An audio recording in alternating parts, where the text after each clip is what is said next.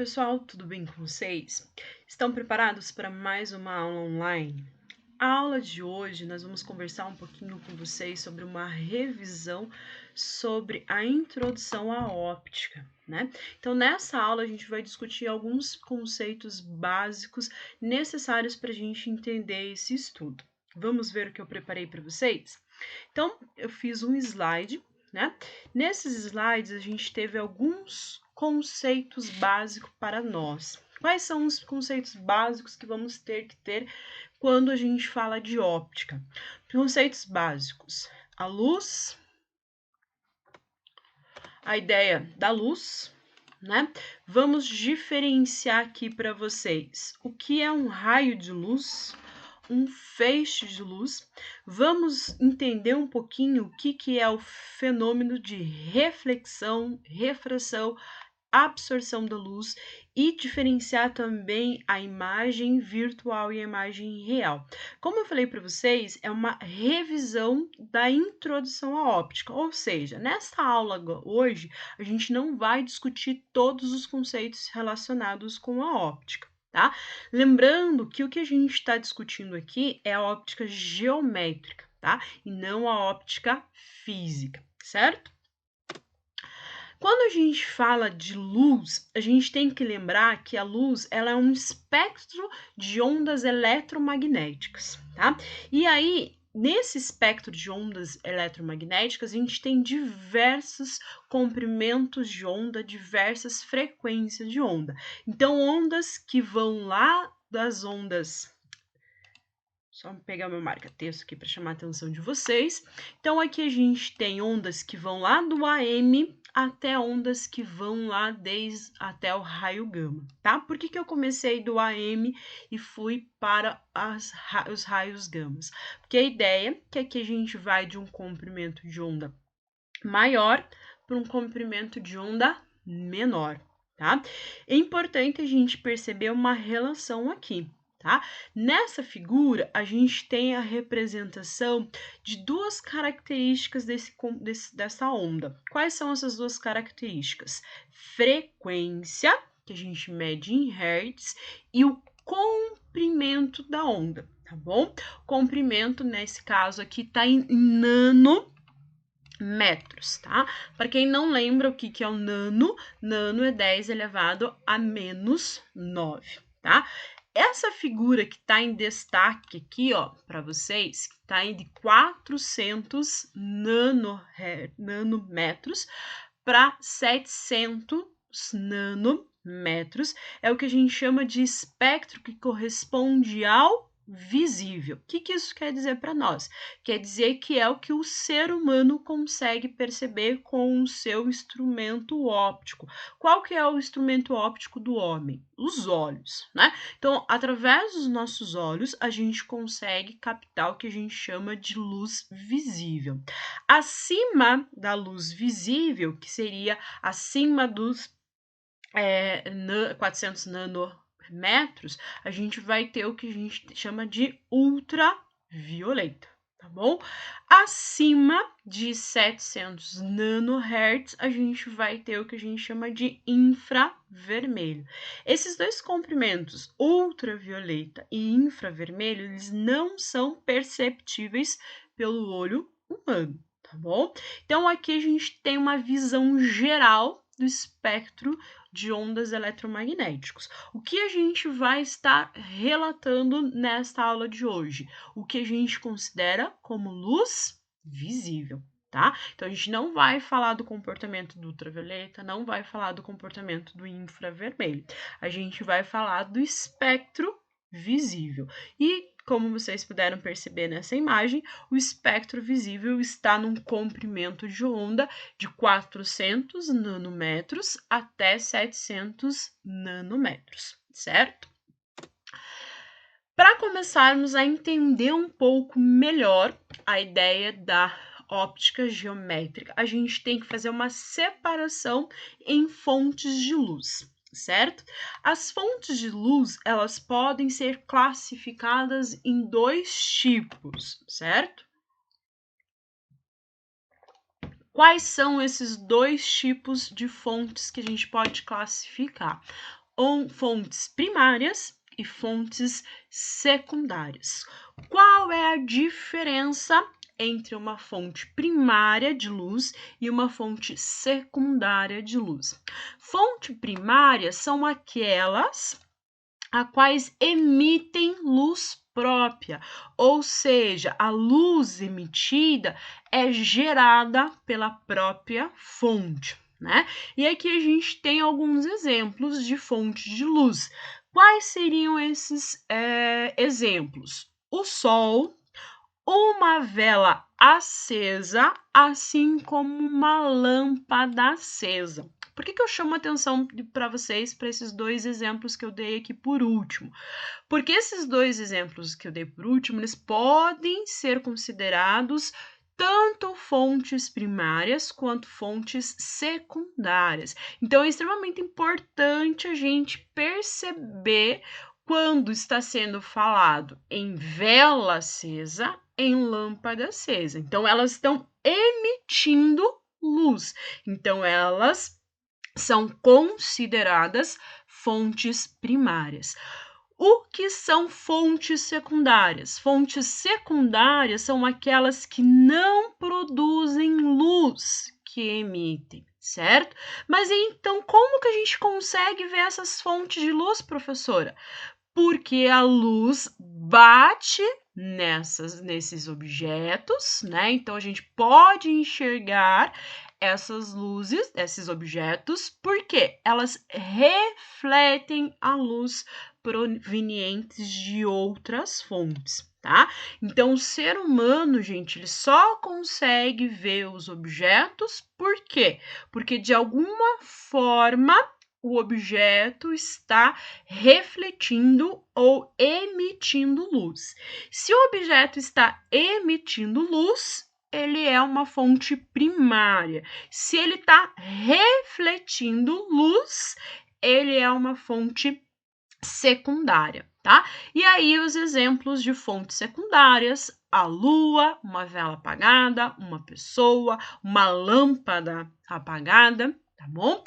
Ressaltando aqui, gente, que as fontes primárias podem ser chamados também de corpos luminosos e fontes secundárias podem ser chamadas de corpos iluminados. Também vocês também vão encontrar essa nomenclatura aí no material de vocês, né? Dependendo se vocês usarem outros materiais além daqueles que a gente usa em sala de aula, tá bom?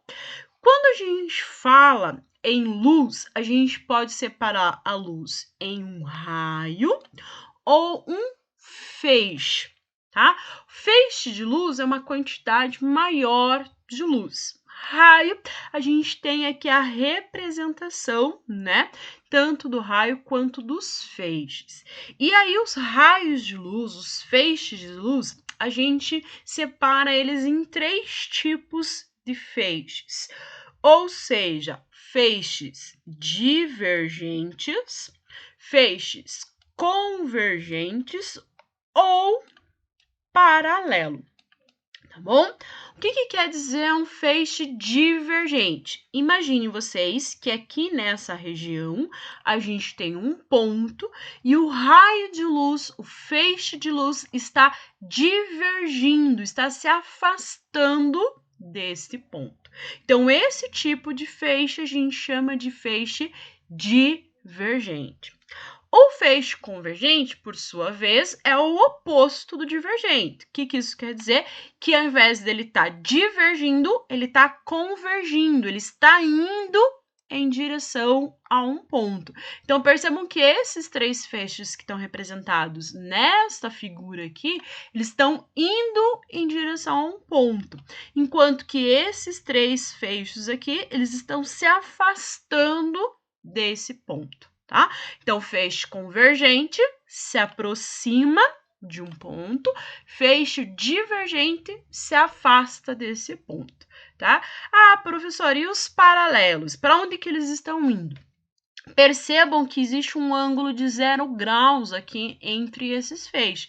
Ou seja, o feixe paralelo é aquele onde você vai ter os raios sendo paralelos a eles, um ao outro. Tudo bem? Um exemplo de feixe paralelo seria a luz do Sol chegando na superfície da Terra. Como o Sol está muito longe de nós, ele está divergindo, né, do Sol, esse feixe de luz do Sol, porém, como ele está muito longe da Terra, quando esses feixes chegam aqui, a gente pode considerar que eles estão chegando paralelamente à superfície terrestre. Tudo bem? E aí, a gente também tem alguns outros conceitos importantes. São os diferentes meios de propagação da luz, ou seja, a luz ela pode se propagar em meios, certo? Quais são esses meios de propagação da luz? O primeiro deles que vocês estão vendo aqui, e veem com clareza o que tem dentro do aquário, é um meio transparente, certo? O meio transparente é aquele a qual a gente consegue ver os objetos do lado oposto a esse objeto. Então, o meio transparente, o que acontece com a luz? A luz se propaga através dele, permitindo que a gente veja o que tem do outro lado dessa superfície, desse meio, certo? O segundo meio que a gente tem é o meio que a gente chama de translúcido. Então, o primeiro é transparente, a luz se propaga através dele, a luz passa por ele. O segundo é chamado de translúcido. O que quer dizer um meio translúcido? Que a luz, né, a propagação da luz acontece de forma não linear, né? Ela é parcialmente, você tem a passagem da luz, ou seja, uma quantidade de luz passa e uma quantidade de luz não passa, tá?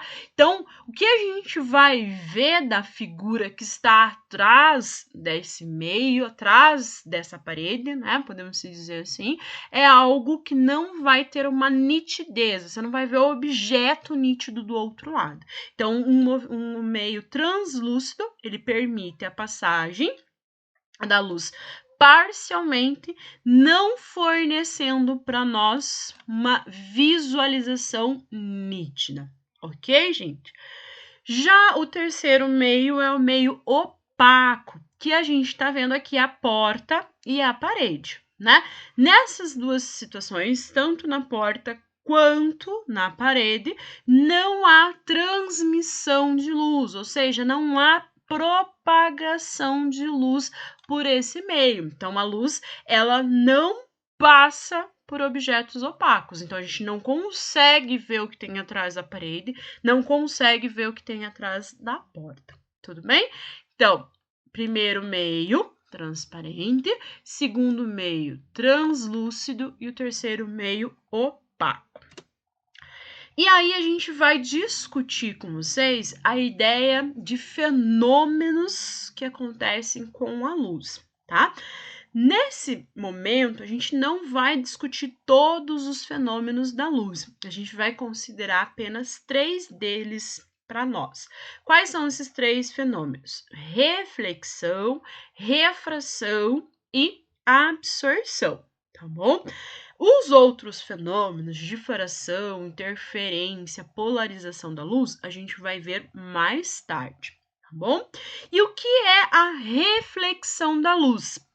A reflexão da luz é quando a luz vem de um meio, encontra uma superfície, bate nessa superfície e ela volta para o seu meio de origem. Então, isso é reflexão. É quando a luz bate numa superfície e volta. Ela incide na superfície e volta, ela reflete para o seu meio de origem. Tá bom? Nessas duas figuras que nós temos aqui, a gente está vendo um fenômeno de reflexão. Mas por que a gente colocou aqui as duas imagens? Para diferenciar para vocês. Como assim diferenciar? Existem 2 tipos de reflexão. Quais são esses 2 tipos de reflexão? A reflexão regular e a reflexão difusa. O que a gente percebe nessas duas imagens? O raiozinho aqui de luz vermelho, o raiozinho de luz azul, o amarelo, o violeta ali, eles estão refletindo de uma maneira regular, ou seja, os raios que estão sendo refletidos de uma forma paralela. Por que estão refletindo de uma forma paralela? Porque a superfície, ela é uma superfície lisa, ela é uma superfície polida. Então, quando a luz bate ali, ela vai refletir de tal forma que os raios vão sair paralelos entre si, ou seja, você vai ter uma reflexão regular, diferentemente do que acontece nessa superfície aqui, né? Se vocês olharem ali com um pouquinho mais de atenção, vocês vão ver que a gente tem uma superfície rugosa, uma superfície irregular. E aí, o que vai acontecer com os raios de luz? Eles vão estar confusos, né? Eles vão estar difusos, vão estar espalhados, né? Percebam que o raio de luz agora, aqui o laranjinho, amarelinho, não sei, né? O que vocês conseguem ver aí, né? Mas está saindo para um lado, o vermelho está saindo para o outro, enquanto que o lilás e o azulzinho estão saindo para outro. Então, os raios de luz estão misturados, né? Então, é uma reflexão difusa, desorganizado ali essa reflexão. Por que a gente consegue ver os objetos geralmente, né? Porque são superfícies rugosas, superfícies que não são polidas. Então, a luz ela vai se espalhar por vários pontos, onde a gente vai captar essa luz através dos nossos olhos. Tudo bem? O próximo fenômeno que a gente tem aqui é a refração da luz. E o que é a refração da luz? Então, você tem aqui dois meios chamados de ar e vidro, certo? E aí, a passagem de luz do ar para o vidro. Quando a luz passa de um meio para o outro, ela pode sofrer um desvio, né? Então, como vocês veem, se a gente olhasse aqui, ó, o raio de luz vermelho, vamos trocar aqui a ponta da nossa caneta, se a gente seguisse o caminho aqui, né, do raio de luz vermelho, vocês perceberiam o que ia acontecer. Se não tivesse o vidro, era para ele seguir essa trajetória aqui, né? Uma trajetória que é paralela aqui à superfície, né? Porém, quando a gente olha o feixe de luz refratado aqui, a gente vê que tem um desvio, né? Por que a gente tem um desvio? Porque a luz está passando do ar para o vidro, tá? E além disso, além da luz estar passando de um meio para o outro, o que está acontecendo aqui? Só um minutinho, eu tenho que tomar uma aguinha aqui. Ai, tô falando muito rápido. Tá secando um pouquinho aqui, desculpa, gente. Então, voltemos lá. Os raios de luz, eles estão incidindo obliquamente à superfície, tá? Então, quando um raio de luz, ele incide obliquamente a uma superfície, o que pode acontecer com esses raios aqui é a refração. E o que seria a refração? É quando há uma passagem de luz de um meio para o outro e acontece uma mudança na sua velocidade. E essa mudança de velocidade a gente percebe através do quê? Através do desvio dela, ou seja, o raio que era para ir numa direção está sendo desviado para outra, tá bom? O próximo fenômeno que a gente vai ver hoje é a absorção da luz. Então, a gente viu reflexão, a luz bate numa superfície e volta. Refração, a luz bate numa superfície e atravessa ela, passa por ela. E absorção, o que acontece com a absorção? Ela absorve, né? Então, a luz, ela é absorvida, certo? Aqui a gente colocou lá, a luz, ao incidir sobre um objeto opaco, escuro e rugoso, a luz é absorvida. Então, todas as superfícies, de uma certa forma, elas vão ter uma quantidade de luz que vai ser absorvida. Dependendo do tipo de superfície que a gente tenha, se é uma superfície transparente, se é uma superfície translúcida ou opaca, esses três fenômenos vão acontecer simultaneamente. O que acontece é o quê? Que dependendo da superfície, a superfície vai refletir mais do que absorver, do que refratar. Dependendo da superfície, essa superfície vai absorver mais do que refletir, do que refratar. Então, depende da superfície. Então, geralmente, superfícies opacas, escuras, ao invés dela refletir ou refratar a luz mais, ela vai absorver. Ok, gente? Tudo bem? Tudo certo? Não fujam, não saiam daí, tá bom? Quando a gente fala de óptica geométrica, a gente tem que lembrar de 3 princípios da óptica geométrica que são extremamente importantes. Por que são extremamente importantes? Porque são esses princípios que vão mostrar para a gente como que acontece a propagação da luz pelos meios. Então, o primeiro princípio que a gente tem lá diz o seguinte: quando pegar a nossa canetinha, nosso marca-texto, para facilitar lá para vocês visualizarem. Na verdade, tá na caneta, não quero caneta, quero marcar texto. Vamos lá. Amarelo. Então, qual é o primeiro princípio da óptica geométrica? Quando a luz se propaga em um meio transparente, homogêneo, isotópico, sua trajetória retilínea. Então, quando a luz ela está nesse meio, está nesse ambiente transparente, homogêneo e isotrópico, ela vai ter uma propagação retilínea. Ela vai fazer um caminho reto, tá bom? Segundo princípio da óptica geométrica, a forma da trajetória de um raio de luz não depende do sentido de sua propagação. Em outras palavras, se a gente inverter a posição da fonte de luz e do observador, a luz percorrerá o mesmo trajeto, mas em sentido oposto. O que isso quer dizer para nós? Um exemplo clássico desse princípio da óptica geométrica é quando o motorista senta no seu carro e ele tem um passageiro no banco de trás.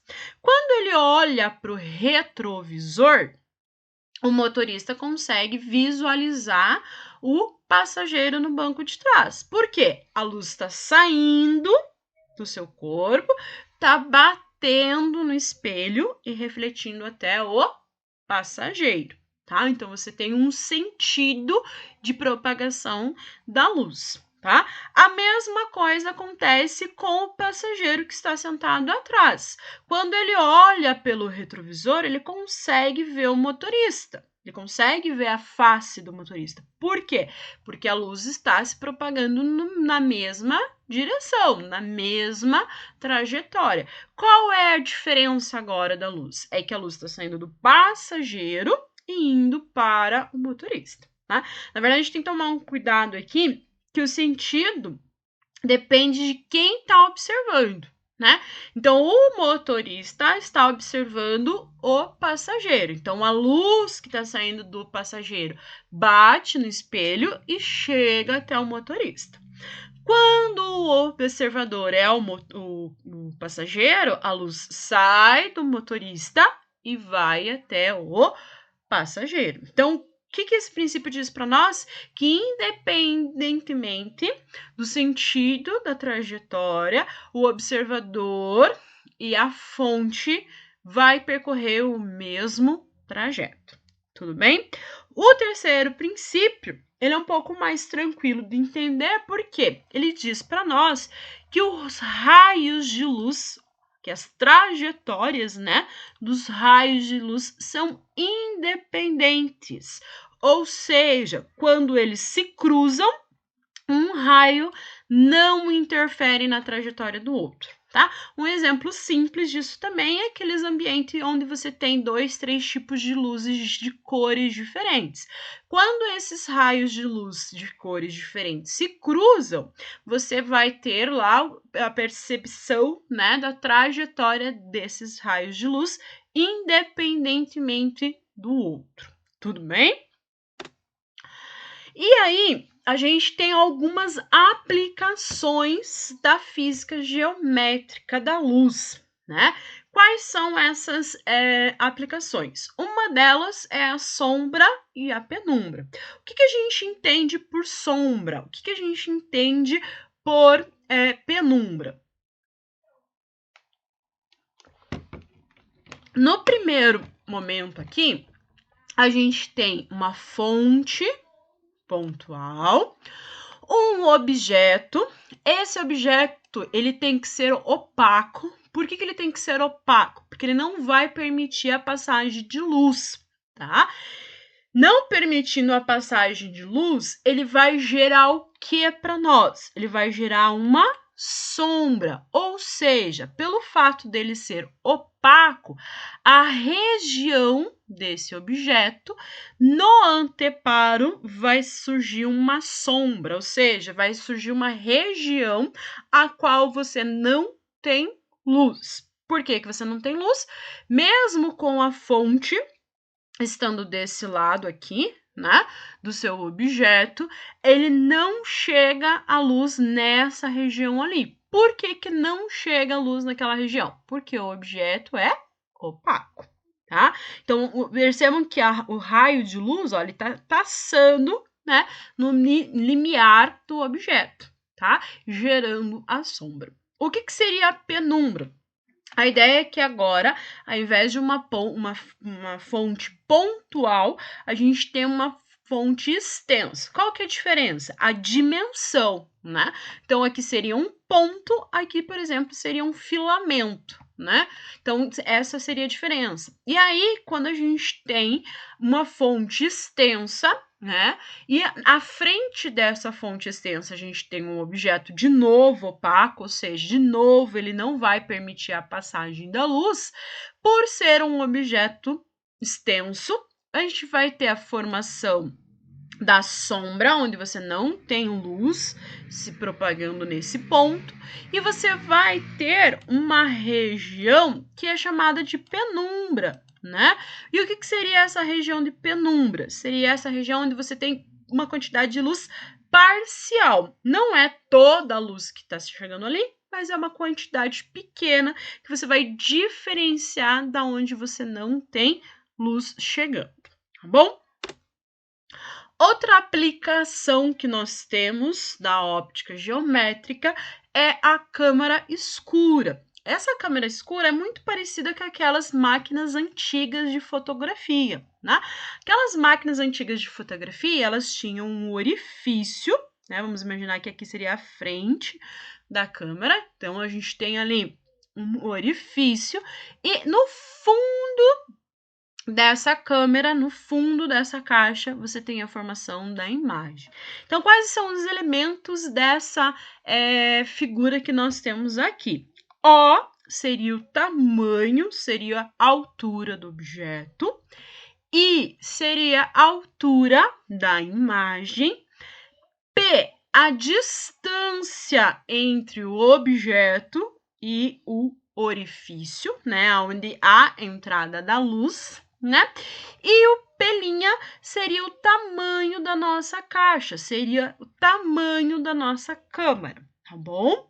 Lembrando que essas unidades, né, são tamanhos, então a gente pode medir em centímetros, em metros, em quilômetros. Nesse caso, não vai, né, ter muita lógica em quilômetros por tamanho da câmara escura. Tem lógica para a distância entre o objeto e o orifício, tá? Mas geralmente é importante, quando a gente for fazer os cálculos aqui, né, dessa expressão, I sobre O é igual a pelinha sobre P, é o quê? Qual é o tamanho da imagem, a razão, né, do tamanho da imagem pelo tamanho do objeto é igual à razão do tamanho da câmera com a distância do objeto até o orifício, tá? Então, essa expressão, ela permite para nós calcular qualquer uma dessas 4 grandezas físicas, desde que a gente tenha as outras 3.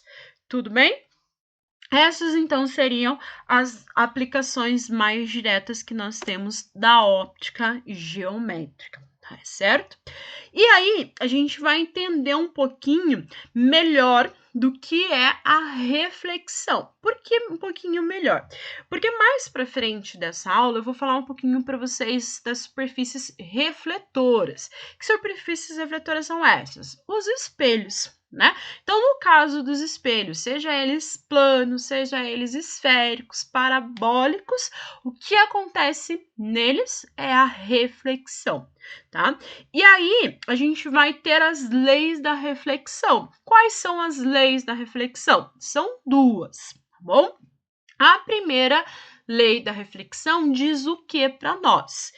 Que o raio incidente, está representado por RI, o raio refletido e a normal pertencem ao mesmo plano. Então, se vocês olharem aqui, a gente tem uma superfície cortando o plano da tela. Então, o raio incidente, o raio refletido e a normal estão nesse plano, tá bom? Para quem não entendeu o que é a reta normal, é essa linha pontilhada que a gente tem aqui, né? A minha não ficou tão normal ali, porque ela ficou meio zigue-zague, né? Mas toda reta normal é uma reta que faz o quê, gente? Faz um ângulo de 90 graus. Um ângulo de 90 graus com quem? Com a superfície a qual a luz está refletindo. Então, a normal é o ângulo, né? Faz um ângulo de 90 graus com a superfície S. Isso é extremamente importante para vocês. Nessa situação, a gente tem a superfície na horizontal, então, por consequência, a vertical vai fazer um ângulo de 90 graus com essa superfície, ok? E aí, a gente tem esse I com esse chapeuzinho e esse R com esse chapeuzinho. O que são esses dois ali? São os ângulos, o ângulo de incidência e o ângulo de reflexão. E aí a gente cai na segunda lei da reflexão da luz. O que diz a segunda lei da reflexão? Que o ângulo I é igual ao ângulo R. E como que a gente entende isso fisicamente? O raio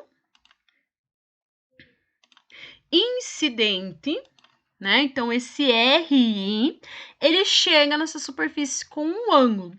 E ele sai dessa superfície com um ângulo, que é o que a gente chama de... sai com raio, né? Refratado. Sai com um ângulo R. Então, o ângulo de incidência é igual ao ângulo de reflexão. Essa é a segunda lei da reflexão. Então, retomando lá, a primeira diz que o raio incidente, o raio refletido e a normal estão no mesmo plano.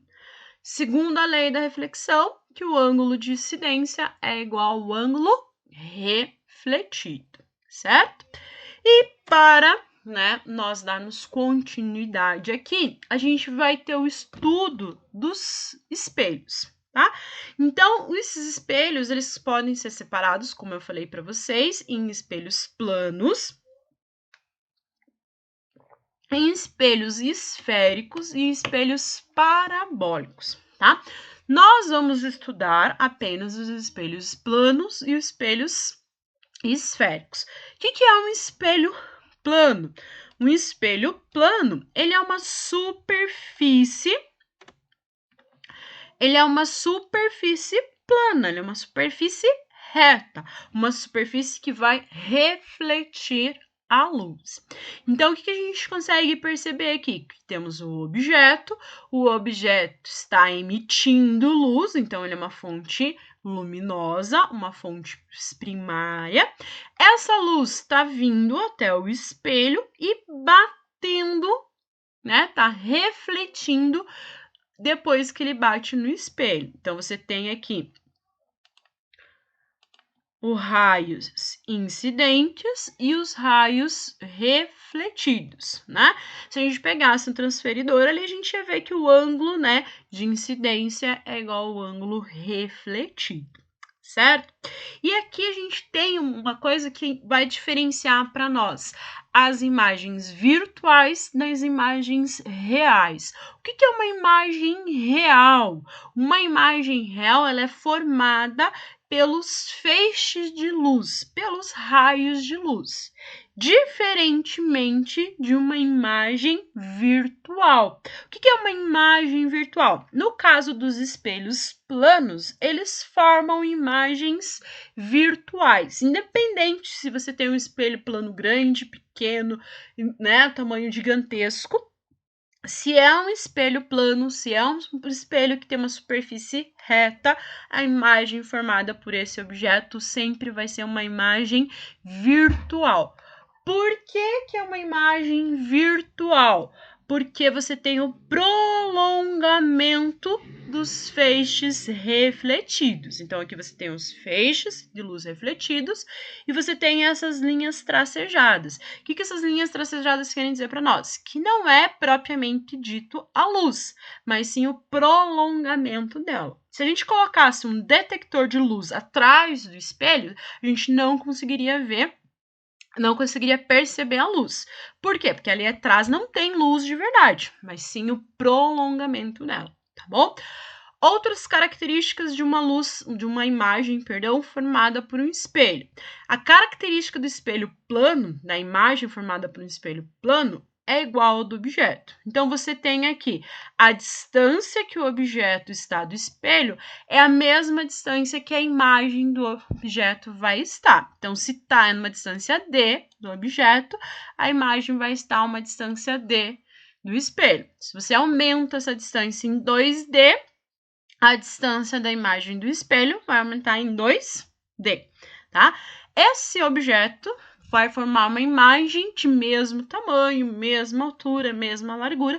As características do tamanho, de comprimento, é igual para um espelho plano, tá? O que não acontece nos espelhos esféricos, dependendo do tipo de espelho esférico, a característica de tamanho, de comprimento da imagem pode ser diferente do objeto, tá? Falando em espelhos esféricos, o que são espelhos esféricos? Então, você imagina que você tem uma calota esférica, né? E aí, dessa calota esférica, na verdade, você tem uma esfera, né? Você tem uma esfera e você corta uma calota dessa esfera. Você vai ter um raio que você cortou essa calota, né? E aí você vai ter, então, um espelho sendo ou côncavo ou convexo, tá? Então, o que é um espelho esférico? É um corte de uma esfera. Só que você tem que lembrar que uma dessas duas superfícies, ou a parte interna ou a parte externa, tem que ser refletora, né? Então, se a gente tem lá a parte interna sendo refletora, o que a gente vai ter? Qual tipo de espelho? Espelho côncavo, tá? Por que espelho côncavo? Porque a parte interna é refletora. E o que é um espelho esférico? Convexo. Um espelho convexo, né? É aquele a qual a superfície refletora é a parte externa, é a parte de fora da nossa calota. Tudo bem? Então, convexo, parte externa, côncavo, parte interna, refletora. E aí a gente tem alguns elementos dos espelhos esféricos. Quais são os elementos? Primeiro deles é o quê? O vértice, né? O vértice diz para nós o quê? É onde você tem a superfície do espelho cortando o eixo principal. Então, essa linha aqui na horizontal de preto é o eixo principal. Quando o eixo principal corta o espelho, a gente tem o vértice, tá bom? O C é o centro de curvatura, ok? O foco é o F. Uma coisa importante que a gente tem que lembrar aqui, que pelo fato de ser um espelho esférico, a gente vai ter uma relação entre o centro de curvatura e o foco, tá? O foco... Nossa, ficou horrível, né? Vamos apagar ali. Cadê a borracha? Borracha, vem aqui, apagamos.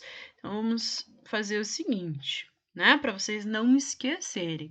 O foco de um espelho esférico, ele é o centro de curvatura divididos por 2. Ou seja, o centro de curvatura, ele é igual ao raio desse espelho, né? Então, o raio é o centro de curvatura, tá? Enquanto que o foco é o raio divididos por 2. Por que, gente? Isso porque a gente tem um espelho esférico. Se não for um espelho esférico, isso não é verdade, tá bom? Quais são os outros elementos que a gente tem ali? O R, como eu falei para vocês, o raio de curvatura, e a distância focal. O que seria a distância focal? É a distância entre o foco e o vértice. E o R é a distância entre o centro de curvatura e o vértice do espelho. Tudo bem? Então, C, centro de curvatura, F, foco, V, vértice. O Fzinho, distância focal, o Rzinho, distância do raio de curvatura ali, certo? E aí, tá quase acabando, gente. Já estamos terminando lá, para vocês terem um momento, né, para absorver tudo que a professora disse para vocês nesse momento aí de aula online, tá? A gente tem a formação das imagens de espelhos esféricos. Como eu falei para vocês, os espelhos esféricos, eles não vão formar sempre o mesmo tipo de imagem. Vai depender do quê? De características como o tamanho, a distância, o tipo de espelho, tá bom? Então, por exemplo, o espelho convexo, ele sempre vai formar um tipo de imagem independentemente de onde você colocar o seu objeto. Por quê? Porque no caso de um espelho esférico convexo, ele tem um foco virtual, tá? Então, independentemente de onde você coloque o seu objeto, a imagem sempre vai ter a mesma característica. O que não acontece, gente, com o espelho côncavo, dependendo de onde você coloca, atrás do centro de curvatura, entre o centro de curvatura e o foco, no foco, entre o foco e o vértice, dependendo se você variar a posição desse objeto nesses pontos que eu falei para vocês, as características das imagens formadas por esse espelho vão ser diferentes, tá? Eu não vou entrar em detalhes nessa aula, é tópicos para outras aulas, tá bom? Mas acredito que vocês já tenham visto isso em algum momento ali. Tá bom? Caso não tenham visto, não tem problema, a gente vai ter um momento para a gente discutir isso também, tá bom? Como que funciona a construção de imagem dos espelhos esféricos? A gente tem que levar em consideração 4 raios para formar essa imagem. Quais são esses 4 raios? O primeiro deles é o raio que chega paralelo ao espelho, bate e reflete no foco, tá? Isso para o espelho côncavo. Para o espelho convexo, o raio também chega paralelo, só que ele vai refletir de tal forma que o seu prolongamento vai chegar até o foco, tá? O que a gente tem que guardar aqui? Raio paralelo passa pelo foco, seja o raio, seja o seu prolongamento do raio, bom?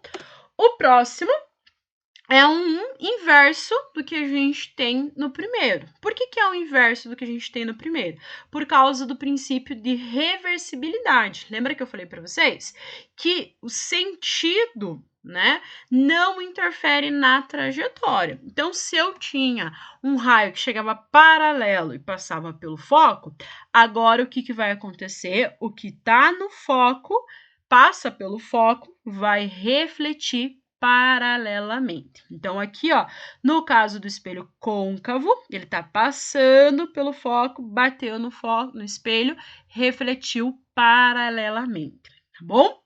No espelho convexo, bateu como se estivesse indo lá pro foco e refletiu de tal forma paralelamente, ok? Próximo. Esse é o mais tranquilo, né, que vai respeitar lá a segunda lei da reflexão, raio de incidência igual ao raio refletido. Então, se você tem lá, na verdade, todos eles respeitam, né? Mas conforme bate ali a superfície, a gente tem essa variação. Aqui a gente consegue ver nitidamente, né? Ó, o ângulo de incidência é igual ao ângulo refletido. Que raio de luz é esse? Ele chega pelo vértice e sai pelo vértice. Então, o ângulo de incidência é igual ao ângulo refletido, tanto para o espelho côncavo quanto para o espelho convexo. Chegou no vértice, refletiu no vértice, tá bom? E o último deles é aquele que incide no raio de curvatura, incide no centro de curvatura e volta pelo centro de curvatura, tanto no espelho côncavo quanto no espelho convexo. Tá bom, gente? Espero.